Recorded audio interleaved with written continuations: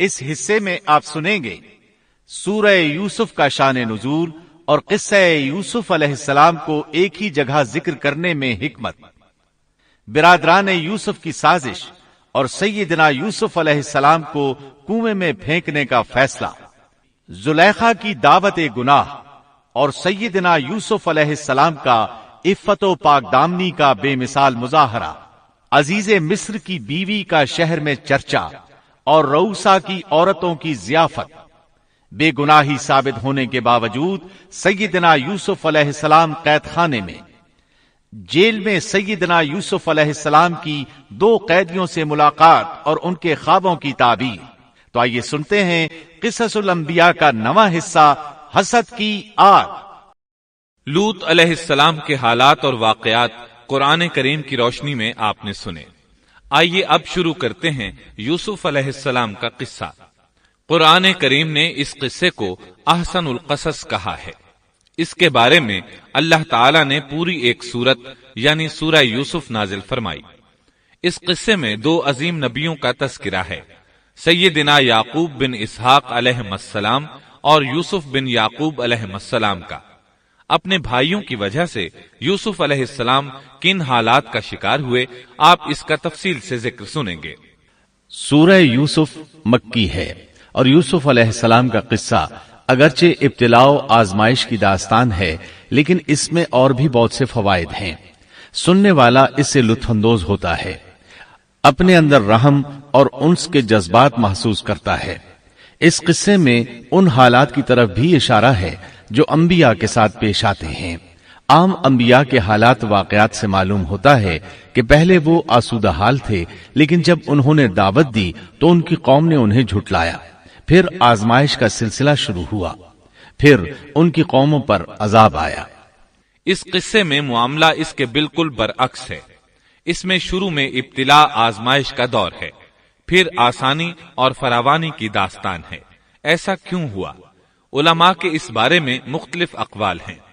عطا رحمت اللہ علیہ فرماتے ہیں، غمزدہ پریشان حال اگر یوسف علیہ السلام کے قصے کو سنتا ہے تو اس کے دل کو سکون ملتا ہے، وہ مطمئن ہو جاتا ہے، اس لیے کہ اس میں تنگی کے بعد آسانی ہے، مشکلات کے بعد اللہ کی نعمتوں کا نزول اس سے ظاہر ہے۔ سورہ یوسف سورہ ہود کے بعد نازل ہوئی۔ سورہ ہود میں انبیاء کرام کے تذکرے کے بعد قوم ہود اور قوم صالح کی تباہی کا ذکر آتا ہے، پھر ان اقوام کا تذکرہ ہے جو تباہ و برباد ہوئی۔ پھر سورہ یوسف عام الحزن میں نازل ہوئی۔ یہ وہ سال تھا جس میں نبی صلی اللہ علیہ وسلم کے چچا ابو طالب فوت ہوئے۔ ابو طالب ہر طرح آپ کا ساتھ دیتے رہے تھے، یہاں تک کہ رسول اکرم صلی اللہ علیہ وسلم فرماتے ہیں، قریش نے مجھ سے صحیح معنوں میں دشمنی کا آغاز ابو طالب کی وفات کے بعد کیا۔ ایک قول کے مطابق ابو طالب کی وفات کے صرف 3 دن بعد آپ کی پیاری اور محبوب بیوی، جنت کی عورتوں کی سردار، دنیا جہان کی افضل ترین عورتوں میں سے ایک سیدہ خدیجۃ الکبریٰ رضی اللہ عنہا اس دنیا سے رخصت ہو گئیں۔ انا للہ و انا الیہ راجعون۔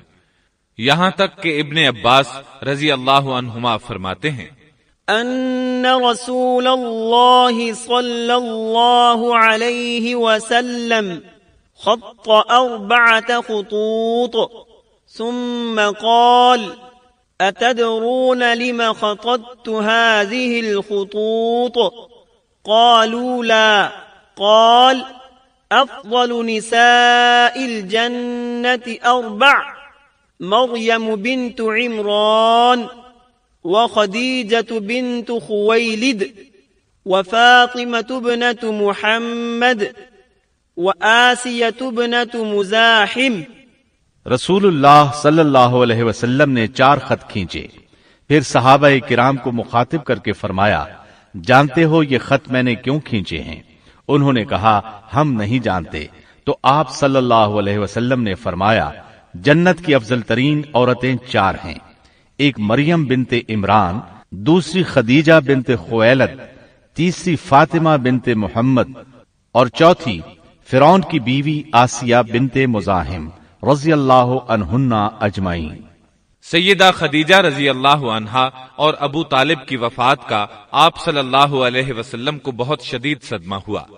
تب آپ کی تسلی کے لیے اللہ تعالیٰ نے سورہ یوسف نازل فرمائی اور آپ کو یقین دلایا کہ تنگی کے بعد فراخی ہوتی ہے، اور اس صورت میں سبق آموز واقعات اور عبرتوں کا تذکرہ یکجا کر دیا گیا ہے، جبکہ دوسرے انبیاء کے قصے قرآن اور احادیث میں مختلف مقامات پر ہیں۔ یہ قصہ قرآن کریم میں ایک جگہ کیوں ذکر کیا گیا، اس میں کیا حکمت تھی، اور باقی قصے مختلف مقامات پر کیوں بکھرے ہوئے ہیں، اس بارے میں علامہ قرطبی رحمت اللہ علیہ فرماتے ہیں، اللہ تعالیٰ نے انبیاء علیہم السلام کے قصے تکرار کے ساتھ ذکر کیے ہیں۔ ایک ہی بات کو بلاغت و بیان کے اصول کے تحت مختلف پیرائے میں ذکر کیا ہے، جیسا کہ ابراہیم علیہ السلام کا قصہ ہے۔ جب اللہ کے برگزیدہ فرشتے ان کے پاس آئے تو ان کے آنے پر ابراہیم علیہ السلام نے جو مہمان نوازی کی اس کو مختلف انداز میں بیان کیا گیا ہے۔ ایک جگہ فرمایا أن جاء بعجل حنيذ، وہ بغیر کسی تاخیر کے بھنا ہوا بچڑا لے آئے۔ دوسری آیت میں فرمایا فجاء بعجل سمین، پس ابراہیم فربا بچڑے کا گوشت لے آئے۔ ان دونوں جملوں کو جمع کرنے سے معلوم ہوا بھونا ہوا موٹا تازہ بچڑا پیش کیا گیا۔ مختلف جگہوں پر ان کا تذکرہ اس لیے کیا گیا کہ لوگ اس سے عبرت پکڑیں۔ علامہ قرطبی رحمت اللہ علیہ فرماتے ہیں، یوسف علیہ السلام کے قصے کو ایک جگہ اور باقی انبیاء کے قصوں کو علیحدہ بیان کرنے کی ایک حکمت یہ بھی ہے کہ مخالف پر حجت قائم ہو جائے کہ وہ نہ مکرر کلام لا سکتے ہیں اور نہ ہی قصہ یوسف علیہ السلام کی طرح اکٹھا کلام لا سکتے ہیں۔ مطلب یہ کہ بلاغت کی ہر قسم میں دشمن پر حجت قائم ہو سکے۔ اللہ تعالیٰ کلام کو مکرر اور غیر مکرر لا کر قرآن کا اعجاز بیان کرنا چاہتے ہیں کہ اللہ چاہیں تو ایک قصے کو ایک ہی جگہ بیان کر دیں، چاہیں تو مختلف جگہوں پر بیان کر دیں۔ کوئی یہ نہ کہہ سکے کہ دیکھو قرآن میں یہ قصہ علیحدہ علیحدہ بیان ہوا ہے، میں اس کو ایک جگہ بیان کر سکتا ہوں، یا اس کے برعکس یہ نہ کہہ سکے کہ قرآن میں تو یہ قصہ ایک ہی جگہ بیان ہوا ہے، میں اس کو الگ الگ کر کے بیان کر سکتا ہوں۔ اب ہم اس قصے کا آغاز کرتے ہیں اور اسی طرح کرتے ہیں جس طرح اس کا آغاز اللہ رب العزت نے کیا ہے۔ بسم اللہ الرحمن الرحیم، الف لام را، تلك آیات الكتاب المبین، انا انزلناه قرآنا عربیا لعلکم تعقلون، نحن نقص عليك أحسن القصص بما أوحينا إليك هذا القرآن وإن كنت من قبله لمن الغافلين۔ شروع اللہ کے نام سے جو بڑا مہربان نہایت رحم والا ہے۔ الف لام را، یہ روشن کتاب کی آیتیں ہیں۔ یقیناً ہم نے اس کتاب کو عربی قرآن بنا کر نازل فرمایا ہے تاکہ تم سمجھ سکو۔ ہم آپ کے سامنے بہترین بیان پیش کرتے ہیں اس قرآن سے جو ہم نے آپ کی جانب وحی کے ذریعے نازل کیا ہے، اور یقیناً آپ اس سے پہلے بے خبروں میں سے تھے۔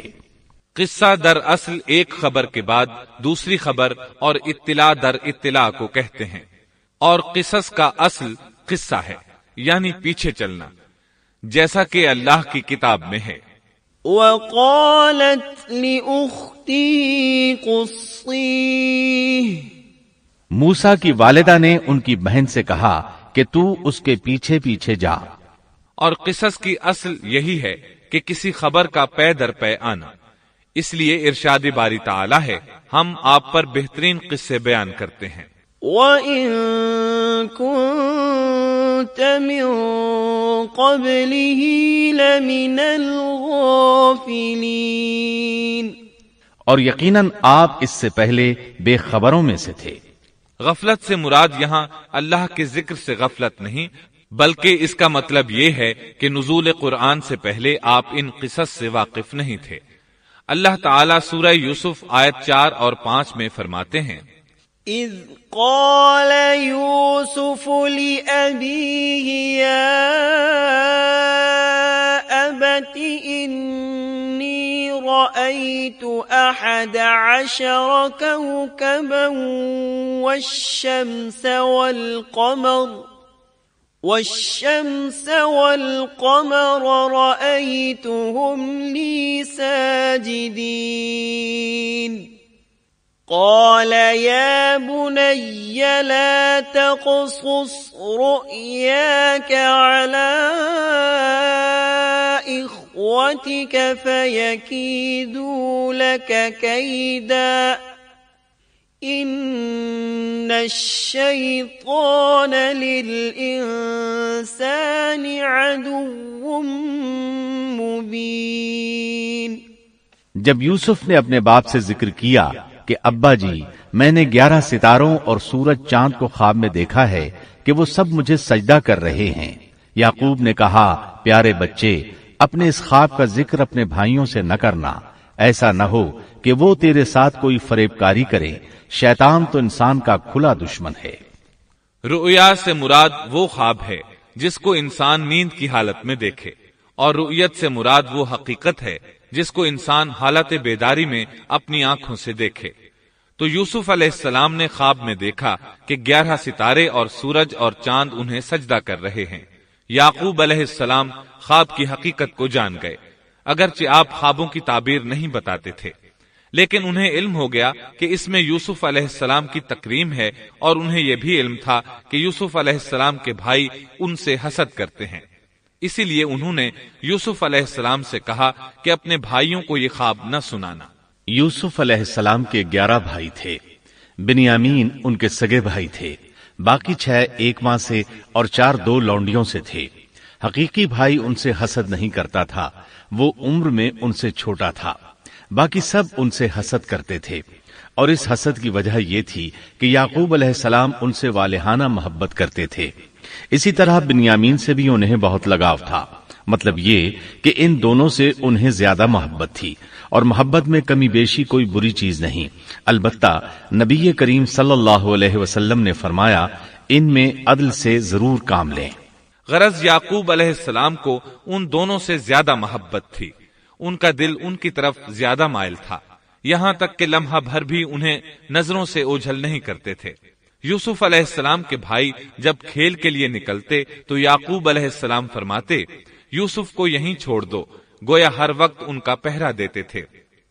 اللہ تعالیٰ سورہ یوسف آیت 6 میں فرماتے ہیں، وَكَذَلِكَ يَجْتَبِيكَ رَبُّكَ وَيُعَلِّمُكَ مِن تَأْوِيلِ الْأَحَادِيثِ وَيُتِمُّ نِعْمَتَهُ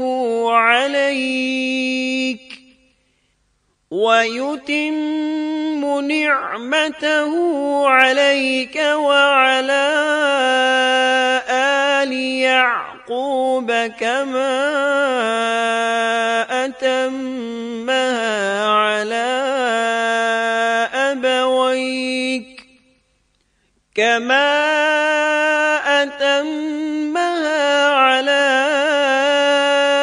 أَبَوَيْكَ مِن قَبْلُ إِبْرَاهِيمَ وَإِسْحَاقَ إِنَّ رَبَّكَ عَلِيمٌ حَكِيمٌ۔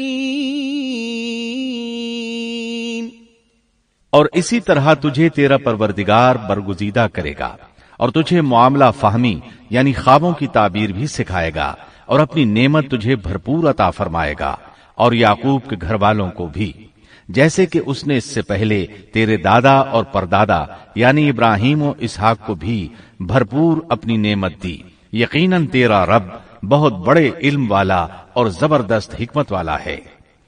یعنی آپ کو منتخب کر لیا اور تمام بھائیوں سے آپ کو چن لیا اور یعقوب علیہ السلام کے سارے بیٹوں سے آپ کا انتخاب کیا اور اس دور کے لوگوں میں سے آپ کو نبوت دینے کا ارادہ کیا. مزید یہ کہ وہ لوگوں کو خوابوں کی تعبیر بھی بتاتے تھے، اور آیت میں جس نعمت کا ذکر ہے اس سے مراد نبوت کی نعمت ہے، اور یہ قصہ اللہ تعالیٰ نے نصیحت کے لیے ذکر کیا ہے. اللہ تعالیٰ سورہ یوسف آیت 7 اور 8 میں فرماتے ہیں لقد كان في يوسف وإخوته آيات للسائلين إذ قالوا ليوسف وأخوه أحب إلى أبينا منا ونحن عصبة إن أبانا لفي ضلال مبين. یقیناً یوسف اور اس کے بھائیوں میں دریافت کرنے والوں کے لیے بڑی بڑی نشانیاں ہیں، جبکہ انہوں نے کہا کہ یوسف اور اس کا بھائی بنسبت ہمارے باپ کو بہت زیادہ پیارا ہے، حالانکہ ہم طاقتور جماعت ہیں. کوئی شک نہیں کہ ہمارے ابا سری غلطی میں ہیں. کہا جاتا ہے کہ یہودیوں نے نبی کریم صلی اللہ علیہ وسلم سے یوسف علیہ السلام کے قصے کے متعلق سوال کیا تو یہ مکمل صورت انہیں قصہ سنانے کے لیے نازل ہوئی، جبکہ بنی اسرائیل کو یہ مکمل قصہ معلوم نہ تھا، اور جو معلوم تھا وہ بھی تحریف شدہ تھا. قرآن ان کی اس تحریف کو واضح کرنے کے لیے بھی نازل ہوا، اور جو بھی بنی اسرائیل کا شخص یا کوئی اور اس کے متعلق پوچھے گا اس کے لیے عبرتیں اور نصیحتیں ہیں. یوسف کے بھائیوں نے کہا کہ ہمارا باپ یوسف اور اس کے بھائی سے زیادہ محبت کیوں کرتا ہے جبکہ ہم ایک جماعت ہیں. اپنے باپ کے اس عمل پر اعتراض کیا اور یقیناً یہ ایک بہت برا گمان تھا. ضلال کا معنی گمراہی ہوتا ہے، لیکن کبھی خطا پر بھی بولا جاتا ہے. اور انہوں نے باہمی مشورہ کیا اور سوچ بچار کے بعد یوسف علیہ السلام کے قتل کی تجویز طے ہوئی. اللہ تعالیٰ آیت 9 میں فرماتے ہیں اقتلوا يوسف أو اطرحوه أرضا يخل لكم وجه أبيكم وتكونوا من بعده قوما صالحين. یوسف کو تو مار ہی ڈالو یا اسے کسی نامعلوم جگہ پھینک دو کہ تمہارے والد کا رخ صرف تمہاری طرف ہی ہو جائے، اس کے بعد تم نیک ہو جانا. مطلب یہ کہ وہ آپس میں کہنے لگے یوسف کو قتل کر دو. اس پر بڑے بھائی یہودا نے مداخلت کی اور کہا قتل بہت سنگین جرم ہے. اس پر وہ بولے تب پھر اسے کہیں غائب کر دو تاکہ باپ کی توجہ تمہاری طرف ہو جائے اور یوسف والی رکاوٹ ختم ہو جائے. دیکھیے کیسی سوچ ہے، پہلے برائی کریں گے پھر توبہ کریں گے اور نیک بن جائیں گے. بھلا کیا ایسا آدمی جو برائی اس نیت سے کرتا ہے بعد میں توبہ کر لے گا، کیا اس کی توبہ قبول ہوگی؟ علماء فرماتے ہیں توبہ کا دروازہ کھلا ہے. اللہ تعالیٰ رات کے وقت صدا دیتا ہے کہ دن کو برائی کرنے والے توبہ کر لے، اور دن کو آواز دیتا ہے رات کو برائی کرنے والے توبہ کر لے. کوئی توبہ کا دروازہ بند نہیں کر سکتا، یہاں تک کہ انسان جتنی بار بھی گناہ کر کے توبہ کرے اللہ قبول کرتا ہے. اس لیے اللہ نے ان کی توبہ قبول کر لی. تاہم اس بات سے ڈرنا چاہیے کہ اگر گناہ کرنے کے بعد توبہ کا موقع ہی نہ ملے اور موت آ لے تو کیا ہوگا. یہ بات نہایت ہی خوفناک ہے کہ توبہ کا موقع ہی نہ ملے. اللہ تعالیٰ آیت نمبر 10 میں فرماتے ہیں قال قائل منهم لا تقتلوا يوسف وألقوه في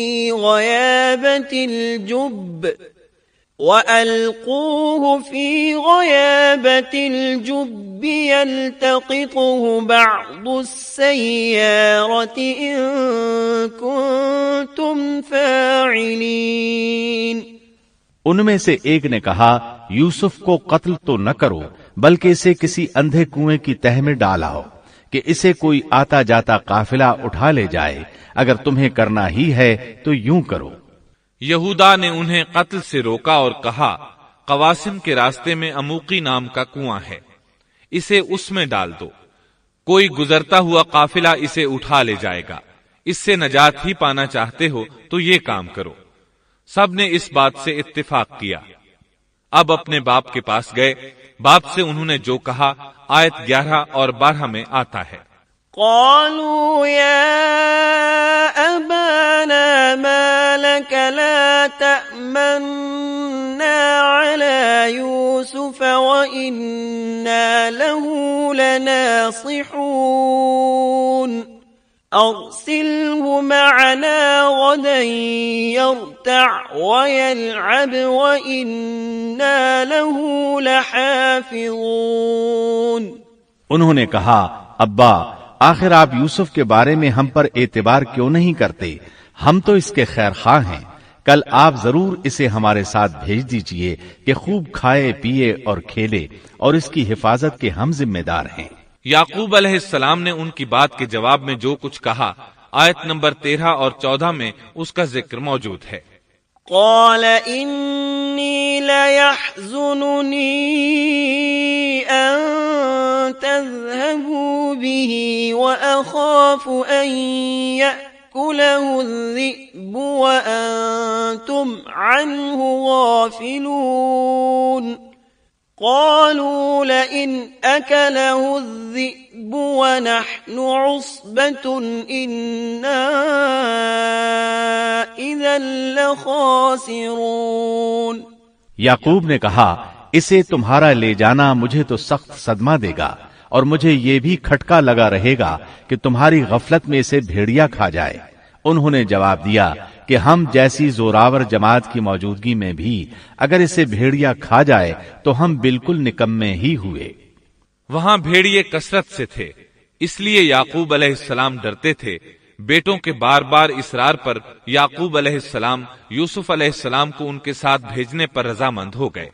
اللہ تعالیٰ آیت 15 میں فرماتے ہیں، فلما ذهبوا به وأجمعوا أن يجعلوه في غيابة الجب وأوحينا إليه لتنبئنهم بأمرهم هذا وهم لا يشعرون۔ پھر جب اسے لے چلے اور سب نے مل کر ٹھان لیا کہ اسے غیر آباد گہرے کنویں کی تہ میں پھینک دیں، ہم نے یوسف کی طرف وحی کی کہ یقیناً وقت آ رہا ہے کہ تو انہیں اس ماجرے کی خبر اس حال میں دے گا کہ وہ جانتے ہی نہ ہوں گے۔ بعض روایات کے مطابق انہوں نے راستے میں یوسف علیہ السلام کو مارا پیٹا، برا بھلا کہا، اور ایسا کرنا ان کے لیے معمولی بات تھی کیونکہ وہ تو قتل کے درپے تھے۔ آخر کار کنویں کے پاس پہنچے اور مشورے کے مطابق انہیں کنویں میں ڈال دیا۔ یوسف علیہ السلام کنویں میں ایک پتھر پر گرے، یعنی پانی میں نہ گرے۔ آپ اس پتھر پر بیٹھ گئے۔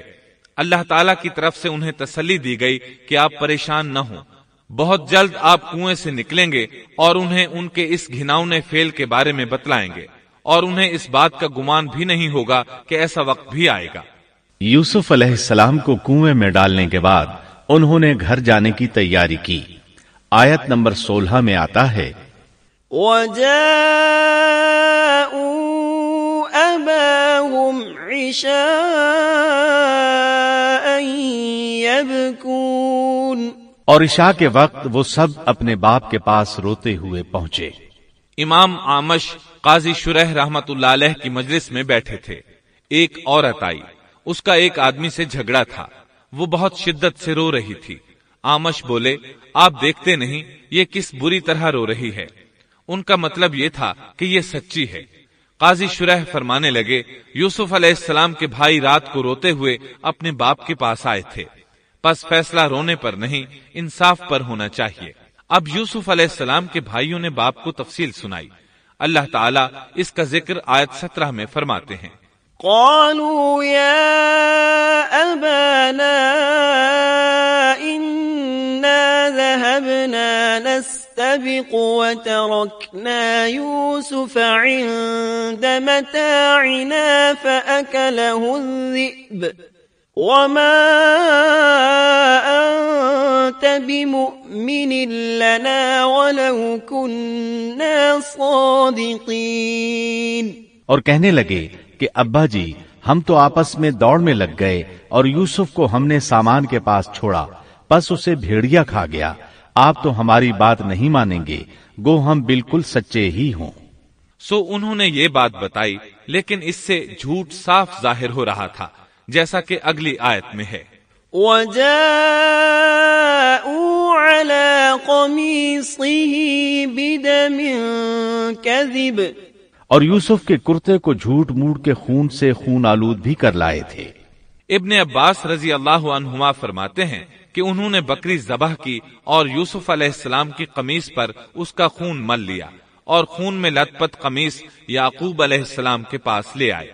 جب یعقوب علیہ السلام نے دیکھا تو فرمانے لگے، یہ بھیڑیا بھی کتنا رحم دل تھا، میرے بیٹے کو تو کھا لیا اور قمیص کو کچھ نہیں کہا، تمہاری عقل کہاں ہے؟ اس بات کا ذکر آیت 18 میں ہے۔ قال بل سولت لكم أنفسكم أمرا فصبر جميل والله المستعان على ما تصفون۔ باپ نے کہا یوں نہیں، بلکہ تم نے اپنے ہی دل سے ایک بات بنا لی ہے، پس صبر ہی بہتر ہے، اور تمہاری بنائی ہوئی باتوں پر اللہ ہی سے مدد کی طلب ہے۔ ادھر دوسری طرف کیا ہوا؟ آیت 19 میں اللہ فرماتے ہیں، وَجَاءَتْ سَيَّارَةٌ فَأَرْسَلُوا وَارِدَهُمْ فَأَدْلَى دَلْوَهُ قَالَ يَا بُشْرَى هَذَا غُلَامٌ وَأَسَرُّوهُ بِضَاعَةً وَاللَّهُ عَلِيمٌ بِمَا يَعْمَلُونَ۔ اور ایک قافلہ آیا اور انہوں نے اپنے ایک پانی لانے والے کو بھیجا، اس نے اپنا ڈول لٹکا دیا اور کہنے لگا، واہ واہ، خوشی کی بات ہے، یہ تو ایک لڑکا ہے۔ انہوں نے اسے مال تجارت قرار دے کر چھپا دیا، اور اللہ اس سے باخبر تھا جو وہ کر رہے تھے۔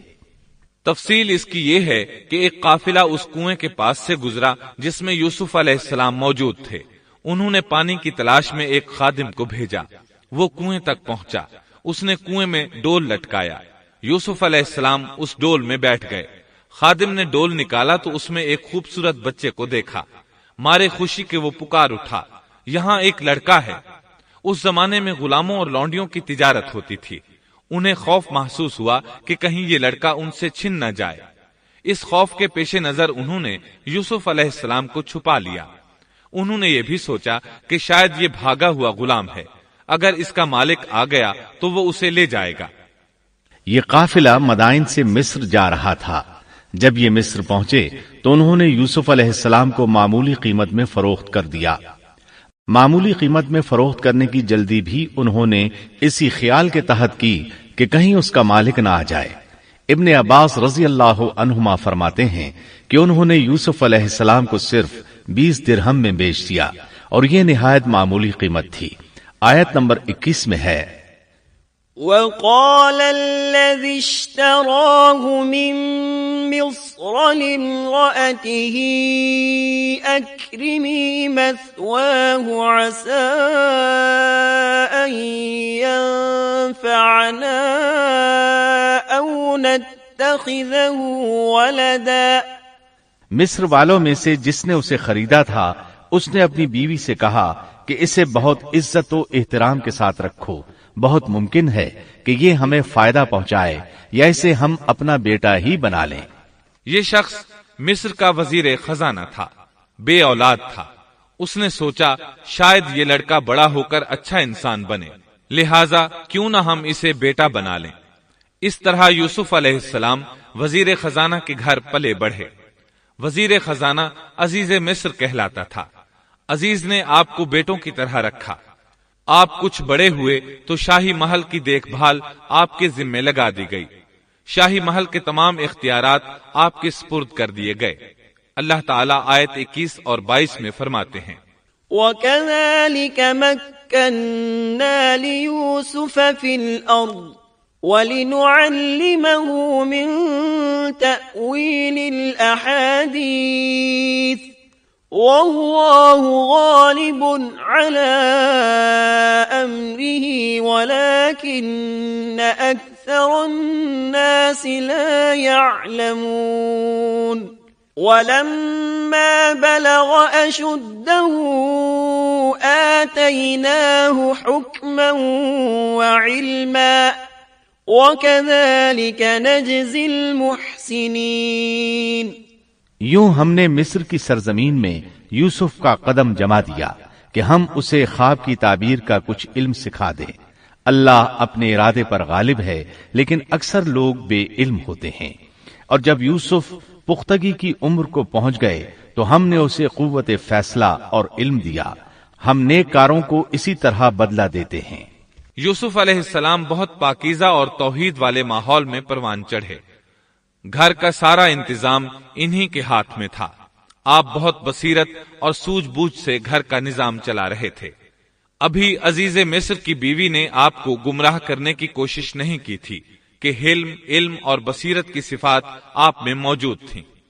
مفسرین لکھتے ہیں، جب یوسف علیہ السلام کی عمر 17-18 سال کی ہوئی تو جوانی کے ساتھ ان کے حسن میں مزید اضافہ ہوا۔ حسن یوسف واقعی بے مثال تھا۔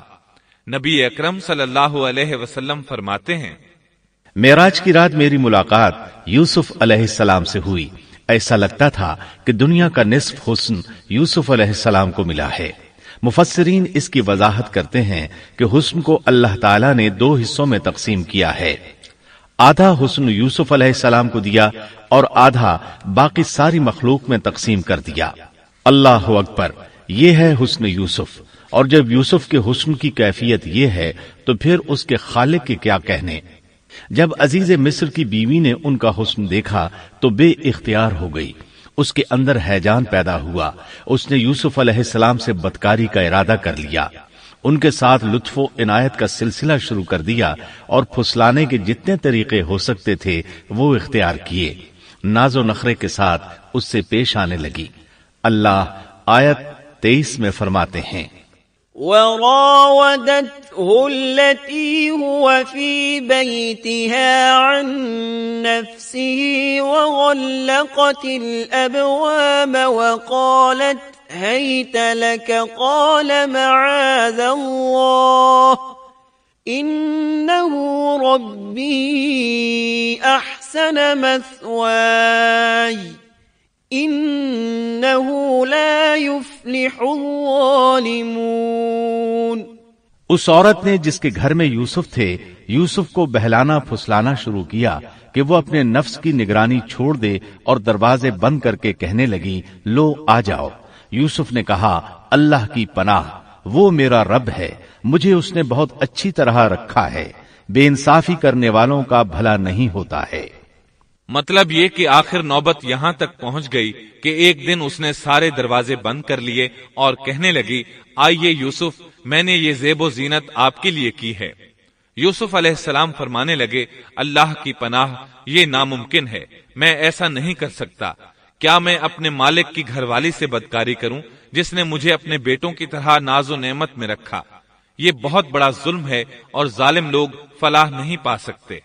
آپ نے فوراً انکار کر دیا، اس لیے کہ آپ صاحب علم تھے، صاحب حلم تھے، بادشاہ کے مقام اور مرتبے کو جاننے کے ساتھ برائی کے نقصانات سے بھی باخبر تھے، خود صاحب فضل تھے اور اہل فضل کے مقام و مرتبے سے بھی واقف تھے۔ قرآن کریم کی آیات آپ کی طہارت اور پاکیزگی بیان کر رہی ہیں۔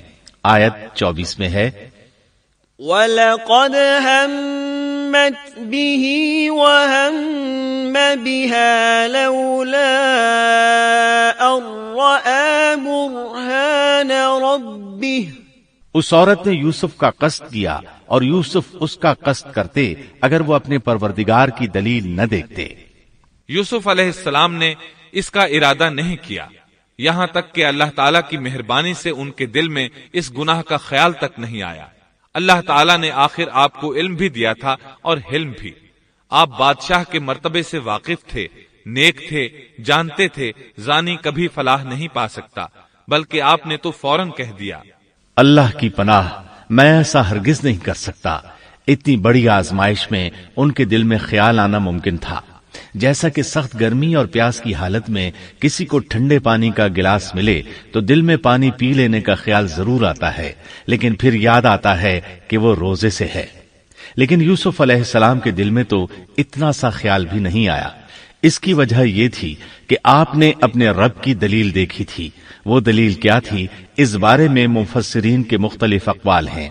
بعض کہتے ہیں آپ نے جبرائیل علیہ السلام کو دیکھا، بعض کہتے ہیں آپ نے یعقوب علیہ السلام کو دیکھا، وہ انہیں انگلی کے اشارے سے منع کر رہے تھے. بعض نے لکھا ہے کہ آپ نے دروازے پر یہ لکھا دیکھا تھا، إنه كان فاحشة وساء سبيلا.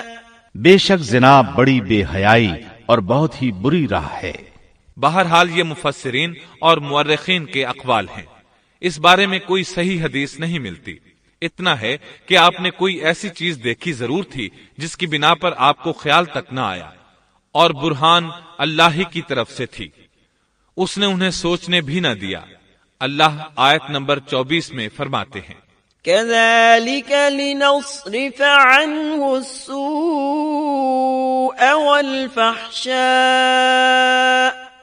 إنه من عبادنا المخلصين. اس طرح ہم نے انہیں اس برائی اور بے حیائی سے بچا لیا کیونکہ وہ ہمارے مخلص بندوں میں سے تھے. اللہ نے آپ کو صرف زنا سے نہیں برائی سے بھی بچا لیا. یہ اس بات کی دلیل ہے کہ آپ نے ارادہ تک نہیں کیا. پھر اسی آیت میں اللہ نے آپ کو اپنا برگزیدہ بندہ فرمایا، اور یہ ممکن ہی نہیں کہ کوئی انسان اللہ کے برگزیدہ بندوں میں سے بھی ہو اور پھر کفر بھی کرے. ہرگز ممکن نہیں. انبیاء ایسی باتوں سے پاک رہتے ہیں. عزیز مصر کی بیوی نے اصرار کیا، آپ کو مجبور کیا اور لگی چمٹنے تو یوسف علیہ السلام وہاں سے بھاگے.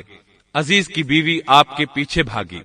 اللہ تعالیٰ نے آیت 25 میں اس واقعے کو یوں بیان فرمایا ہے واستبق الباب وقدت قميصه من دبر وألف يا سيدها لدى الباب قالت ما جزاء من أراد بأهلك سوءا إلا أن يسجن أو عذاب أليم. اور دونوں دروازے کی طرف دوڑے اور اس عورت نے یوسف کا کرتا پیچھے کی طرف سے کھینچ کر پھاڑ ڈالا اور دروازے کے پاس ہی عورت کا شوہر دونوں کو مل گیا. تو کہنے لگی جو شخص تیری بیوی کے ساتھ برا ارادہ کرے بس اس کی سزا یہی ہے کہ اسے قید کر دیا جائے یا اور کوئی دردناک سزا دی جائے. سیدنا یوسف علیہ السلام خود کو بچانے کے لیے دروازے کی طرف دوڑ پڑے تھے. یہ پیچھے دوڑی. دروازہ بند تھا. ابھی آپ دروازہ کھولنے کی کوشش کر رہے تھے کہ اس نے پیچھے سے آپ کی قمیص پکڑ لی. جھٹکا جو لگا تو قمیص پیچھے سے پھٹ گئی. اسی دوران دروازہ کھل گیا اور عزیز مصر اندر داخل ہوا. اس نے یہ منظر اپنی آنکھوں سے دیکھا کہ اس کی بیوی زیب و زینت کے ساتھ بند سنور کر یوسف علیہ السلام کے بالکل پیچھے کھڑی ہے. اسی وقت اس نے خود کو الزام سے بچانے کے لیے کہہ دیا جو تیری بیوی کے ساتھ برائی کا ارادہ رکھتا ہے اس کا کیا بدلہ ہے. پھر خود ہی کہنے لگی اسے قید خانے میں بند کر دینا چاہیے. ایسا اس نے اس لیے کہا کہیں وہ یوسف علیہ السلام کو قتل نہ کر دے. ادھر یوسف علیہ السلام نے بھی فوراً اپنا دفاع کیا اور کہا میں مجرم نہیں بلکہ یہ ساری کارستانی اس کی اپنی ہے. آیت 26 اور 27 میں ہے قال هي راودتني عن نفسي وشهد شاهد من أهلها إن كان قميصه قد من قبل فصدقت وهو من الكاذبين. وَإِن كَانَ قَمِيصُهُ قُدَّ مِن دُبُرٍ فَكَذَبَتْ وَهُوَ مِنَ الصَّادِقِينَ۔ یوسف نے کہا یہ عورت ہی مجھے پھسلا رہی تھی، اور عورت کے قبیلے ہی کے ایک شخص نے گواہی دی کہ اگر اس کا کرتا آگے سے پھٹا ہوا ہو تو عورت سچی ہے اور یوسف جھوٹ بولنے والوں میں سے ہے، اور اگر اس کا کرتا پیچھے کی جانب سے پھٹا ہوا ہو تو عورت جھوٹی ہے اور یوسف سچوں میں سے ہے۔ یہ گواہ کون تھا؟ اس بارے میں دو قسم کی روایات ہیں۔ پہلی روایت یہ ہے کہ وہ دودھ پیتا بچہ تھا، اس نے کہا کہ اس عورت نے بہکایا ہے اور یہ اللہ کا معجزہ تھا۔ دوسری روایت یہ ہے کہ عزیز مصر کے ساتھ اس کا چچا زاد تھا، اس نے کہا قمیص دیکھو کہاں سے پھٹی ہے، پیچھے سے پھٹی ہے تو یوسف سچے، اور آگے سے پھٹی ہے تو پھر وہ سچی ہے، یوسف جھوٹے ہیں۔ آیت نمبر 28 میں آتا ہے فَلَمَّا رَأَىٰ قَمِيصَهُ قُدَّ مِن دُبُرٍ قَالَ إِنَّهُ مِن كَيْدِكُنَّ إِنَّ كَيْدَكُنَّ عَظِيمٌ۔ سو جب خاوند نے دیکھا کہ یوسف کا کرتا پیٹھ کی جانب سے پھٹا ہوا ہے تو صاف کہہ دیا کہ یہ تو عورتوں کی چال بازی ہے، بے شک تمہاری چال بازی بہت بڑی ہے۔ سید قطب کہتے ہیں عزیز مصر ان لوگوں میں سے تھا جن کے نزدیک شرف کی کوئی قیمت نہیں تھی، اگر اس میں غیرت ہوتی تو اس کا خون کھولتا، وہ عورت پر برہم ہوتا، لیکن اس نے غصے کے بغیر کہا۔ آیت 29 میں ہے یوسف اعرض عن هذا واستغفری لذنبک انک کنت من الخاطئین۔ یوسف اب اس بات کو جانے دو، اور اے عورت تو اپنے گناہ سے توبہ کر، بے شک تو گناہ گاروں میں سے ہے۔ اس کے علاوہ اس نے کوئی اور بات نہ کی، یہاں تک کہ یوسف علیہ السلام کو گھر ہی میں رہنے دیا، جدا بھی نہ کیا۔ لیکن پھر یہ خبر شہر میں آگ کی طرح پھیل گئی، عورتیں طرح طرح کی باتیں کرنے لگیں، لوگ عزیز مصر کی بیوی کو تانے دینے لگے۔ آیت 30 میں ہے وَقَالَ نِسْوَةٌ فِي الْمَدِينَةِ امْرَأَةُ الْعَزِيزِ تُرَاوِدُ فَتَاهَا عَن نَفْسِهِ قَدْ شَغَفَهَا حُبًّا إِنَّا لَنَرَاهَا فِي ضَلَالٍ مُبِينٍ۔ اور شہر کی عورتوں میں چرچا ہونے لگا کہ عزیز مصر کی بیوی اپنے جوان غلام کو اپنا مطلب نکالنے کے لیے بہلانے پھسلانے میں لگی رہتی ہے، اس کے دل میں یوسف کی محبت بیٹھ گئی ہے، ہمارے خیال میں تو وہ سری گمراہی میں ہے۔ یہ چرچا ہونے لگا کہ عزیز مصر کی بیوی ایک غلام کے ساتھ برائی پر تل گئی، اگر کسی آزاد کے ساتھ ایسا کرتی تو معاملہ اور تھا، غلام سے محبت کر بیٹھی، یہ تو اس نے بے وقوفی کی انتہا کر دی، اس طرح اسے خوب برا بھلا کہا گیا۔ یہ خبر عزیز مصر کی بیوی تک بھی پہنچ گئی۔ آیت 31 میں ہے فَلَمَّا سَمِعَتْ بِمَكْرِهِنَّ أَرْسَلَتْ إِلَيْهِنَّ وَأَعْتَدَتْ لَهُنَّ مُتَّكَأً وَآتَتْ كُلَّ وَاحِدَةٍ مِّنْهُنَّ سِكِّينًا وَقَالَتِ اخْرُجْ عَلَيْهِنَّ فَلَمَّا رَأَيْنَهُ أَكْبَرْنَهُ وَقَطَّعْنَ أَيْدِيَهُنَّ وَقُلْنَ حَاشَ لِلَّهِ مَا هَذَا بَشَرًا إِنْ هَذَا إِلَّا مَلَكٌ كَرِيمٌ۔ اس نے جب ان عورتوں کی پرفریب مکارانہ باتیں سنی تو انہیں بلوا بھیجا اور ان کے لیے ایک مجلس مرتب کی، اور ان میں سے ہر ایک کو چھری دی اور کہا اے یوسف ان کے سامنے چلے آؤ۔ ان عورتوں نے جب اسے دیکھا تو بہت بڑا جانا اور اپنے ہاتھ کاٹ دیے، اور زبان سے نکل گیا کہ اللہ کی پناہ، یہ انسان تو ہرگز نہیں، یہ تو یقیناً کوئی بہت ہی بزرگ فرشتہ ہے۔ وضاحت اس کی یہ ہے کہ اس عورت نے اپنے گھر میں ایک دعوت کا انتظام کیا، تمام عورتوں کو اس دعوت میں بلایا۔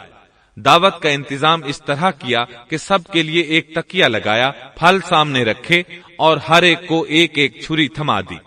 ساتھ ہی یوسف علیہ السلام سے کہا کہ مجلس میں آ جائیں۔ جب یوسف علیہ السلام آئے تو وہ انہیں دیکھ کر مبہوت رہ گئیں۔ ان کے حسن سے اس قدر متاثر ہوئیں کہ اپنا ہوش نہ رہا اور پھلوں کے بجائے اپنے ہاتھ کاٹ ڈالے، لیکن اس کا انہیں احساس تک نہ ہوا۔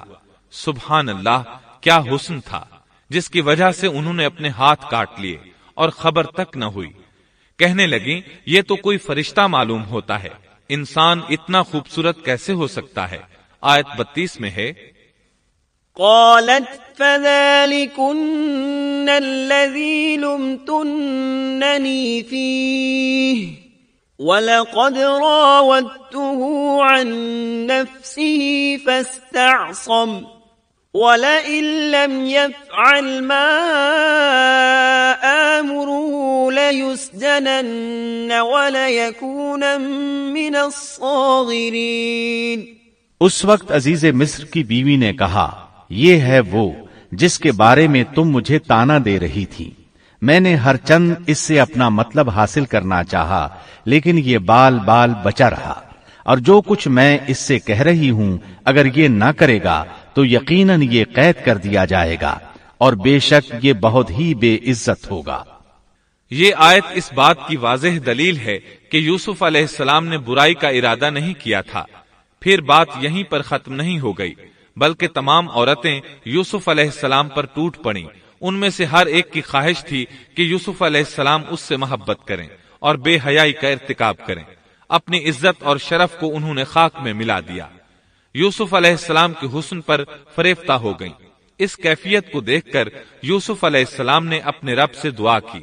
آیت 33 اور 34 میں آتا ہے، قال رب السجن احب الي مما يدعونني اليه والا تصرف عني كيدهن اصب اليهن واكن من الجاهلين فاستجاب له ربه فصرف عنه كيدهن انه هو السمیع العلیم۔ یوسف نے دعا کی کہ اے میرے پروردگار، جس بات کی طرف یہ عورتیں مجھے بلا رہی ہیں اس سے تو مجھے جیل خانہ بہت پسند ہے۔ اگر تو نے ان کا مکر و فریب مجھ سے دور نہ کیا تو میں تو ان کی طرف مائل ہو جاؤں گا اور بالکل نادانوں میں جا ملوں گا۔ اس سے ظاہر ہوا سب عورتیں یوسف علیہ السلام کو اپنی طرف متوجہ کر رہی تھیں۔ انہوں نے ہر طریقہ اختیار کیا، لیکن یوسف علیہ السلام نے کسی ایک کی طرف توجہ نہ دی۔ اللہ نے انہیں بچا لیا اور عورتوں کی چال کو ناکام بنا دیا۔ اس واقعے کی خبر بھی لوگوں میں پھیل گئی۔ عزیز مصر کی بیوی کو پتہ چل گیا کہ یہ خبریں پورے شہر میں پھیل گئی ہیں اور لوگ اسے ہی قصوروار ٹھہرا رہے ہیں۔ تب وہ اپنے خاوند کے پاس گئی، اس سے کہا، اب کیا کیا جائے؟ سب لوگ مجھے ہی الزام دے رہے ہیں، معاملہ بہت پھیل گیا ہے، اس بات کو دبانے کے لیے کچھ کرنا چاہیے۔ عزیز مصر نے کہا، پھر کیا کیا جائے؟ آخر آپس میں مشورہ ہوا، دونوں اس پر متفق ہو گئے۔ ابن عباس رضی اللہ عنہما فرماتے ہیں، انہوں نے یوسف علیہ السلام کو ایک گدھے پر سوار کیا اور ایک ڈھول والا ساتھ کر دیا اور یہ منادی کرائی کہ اس عبرانی غلام نے اپنی مالکہ کے ساتھ برائی کی کوشش کی ہے، لہٰذا اسے اس جرم کی پاداش میں جیل میں ڈالا جاتا ہے۔ گویا انہوں نے اپنے پر سے الزام ختم کرنے کا یہ منصوبہ سوچا۔ اس بارے میں اللہ آیت 35 میں فرماتے ہیں، ثم بدا لهم من بعد ما رأوا الآيات ليسجننه حتى حين۔ پھر ان تمام نشانوں کے دیکھ لینے کے بعد بھی انہیں یہی مصلحت معلوم ہوئی کہ یوسف کو کچھ مدت کے لیے قید خانے میں رکھیں۔ انہوں نے یہ اس لیے کہا تاکہ یوسف علیہ السلام پر تہمت لگائی جا سکے۔ اس طرح یوسف علیہ السلام قید خانے میں آ گئے۔ ان کے ساتھ 2 نوجوان اور قید خانے میں بھیجے گئے تھے۔ کچھ دن ساتھ رہنے کے بعد وہ جان گئے کہ یوسف علیہ السلام نیک سیرت انسان ہیں، عبادت گزار نوجوان ہیں۔ ایک رات دونوں نوجوانوں نے خواب دیکھے۔ صبح ہوئی تو دونوں یوسف علیہ السلام کے پاس گئے اور اپنا اپنا خواب سنایا۔ قرآن کریم آیت 36 میں اس کو یوں بیان کرتا ہے، قال احدهما انی ارانی اعصر خمرا وقال الآخر انی ارانی احمل فوق رأسی خبزا تأکل الطیر منه نبئنا بتأویلہ انا نراک من المحسنین۔ اس کے ساتھ ہی دو اور جوان بھی جیل خانے میں داخل ہوئے۔ ان میں سے ایک نے کہا کہ میں نے خواب میں اپنے آپ کو شراب نچوڑتے دیکھا ہے، اور دوسرے نے کہا میں نے اپنے آپ کو دیکھا ہے کہ میں اپنے سر پر روٹی اٹھائے ہوئے ہوں جسے پرندے کھا رہے ہیں۔ ہمیں آپ اس کی تعبیر بتائیے، ہمیں تو آپ خوبیوں والے شخص دکھائی دیتے ہیں۔ قید خانے کے قیدی بھی جان چکے تھے کہ یوسف علیہ السلام نیک ہیں۔ آپ نے سوچا یہ دین کی دعوت دینے کا بہترین موقع ہے۔ انہوں نے جو کچھ ان سے کہا وہ آیت نمبر 37 اور 38 میں اس طرح آیا ہے، قال لا يأتيكما طعام ترزقانه إلا نبأتكما بتأويله قبل أن يأتيكما ذلكما مما علمني ربي إني تركت ملة قوم لا يؤمنون بالله وهم بالآخرة هم كافرون واتبعت ملة آبائي إبراهيم وإسحاق ويعقوب ما كان لنا أن نشرك بالله من شيء ذلك من فضل الله علينا وعلى الناس ولكن أكثر الناس لا يشكرون۔ یوسف نے کہا تمہیں جو کھانا دیا جاتا ہے اس کے تمہارے پاس پہنچنے سے پہلے ہی میں تمہیں اس کی تعبیر بتلا دوں گا۔ یہ سب اس علم کی بدولت ہے جو مجھے میرے رب نے سکھایا ہے۔ میں نے ان لوگوں کا مذہب چھوڑ دیا ہے جو اللہ پر ایمان نہیں رکھتے اور آخرت کے بھی منکر ہیں۔ میں اپنے باپ دادوں کے دین کا پابند ہوں، یعنی ابراہیم، اسحاق اور یعقوب کے دین کا۔ ہمیں ہرگز یہ سزاوار نہیں کہ ہم اللہ کے ساتھ کسی کو بھی شریک کریں۔ ہم پر اور تمام اور لوگوں پر اللہ کا یہ خاص فضل ہے، لیکن اکثر لوگ ناشکری کرتے ہیں۔ سامعین محترم، ابھی آپ قصص الانبیاء کا نواں حصہ حسد کی آگ سن رہے تھے۔